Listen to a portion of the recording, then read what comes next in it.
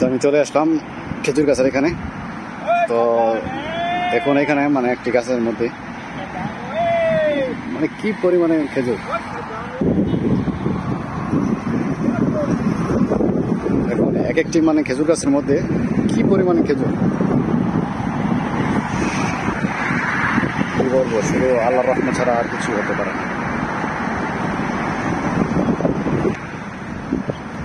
মানে খেজুরগুলো মানে কি বলবো, মানে গাছ কিন্তু অত বড় গাছ নয়, এগুলো ছোট ছোট একদম গাছ।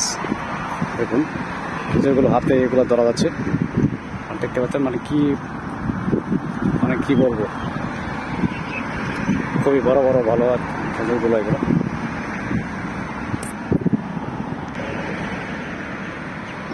তো এই গাছটাতে দেখাই, তো এটা তো প্রায় মানে পাকার অবস্থা হয়ে গেছে, আর দেখা গেছে হয়তো 4-5 দিনের ভিতরে এটা সম্পূর্ণ পেকে যাবে এই খেজুরগুলো।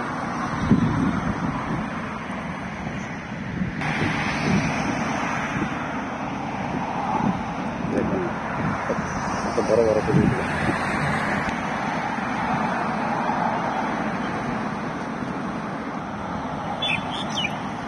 এখানে দেখতে পাচ্ছেন মানে সারিবদ্ধভাবে খেজুর গাছগুলো।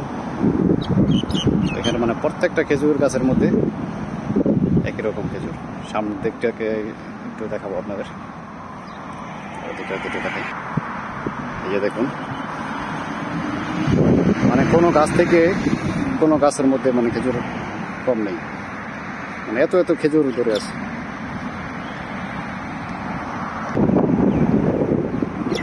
আর জায়গাটা কিন্তু দেখতে খুবই সুন্দর।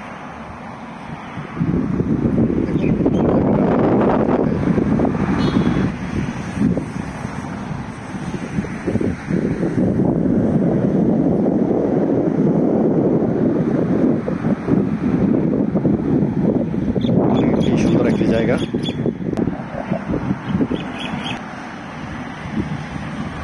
দেখুন সারিবদ্ধভাবে মানে খেজুর গাছগুলা এখান দিয়ে আছে। এই পাশটাতে একটু দেখাই।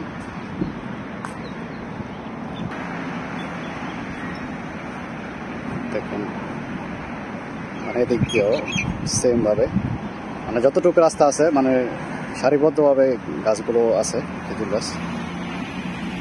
কি বলবো, খুবই অসাধারণ, দেখতে তো খুবই ভালো।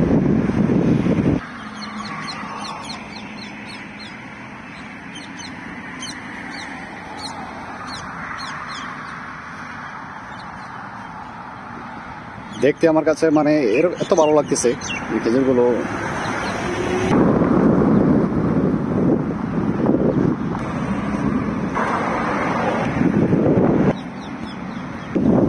দেখুন এখানে একটা দেখাই, এই গাছের মধ্যে খেজুরগুলো কিন্তু মানে প্রায় পেকে গেছে, ঠিক আছে। তো এই খেজুরগুলো আর 2 থেকে 3 দিন পরে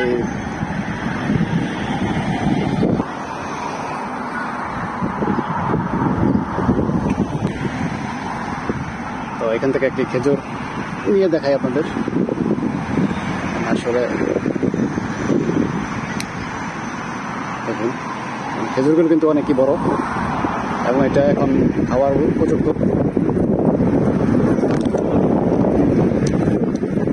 খুবই মিষ্টি। যে দেখুন খেজুরগুলো আমাদের দেশে হলে কিন্তু খেজুরগুলো কিন্তু কোনোদিন থাকতো না, এবার মানুষ কেটে নিয়ে যেত। কিন্তু এখানে দেখুন, এখানে খাবার কোনো মানুষ নেই।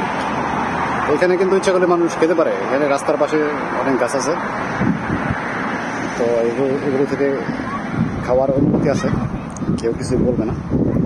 তাও এখানে তো খাওয়ার মতো লোক এখানে নেই।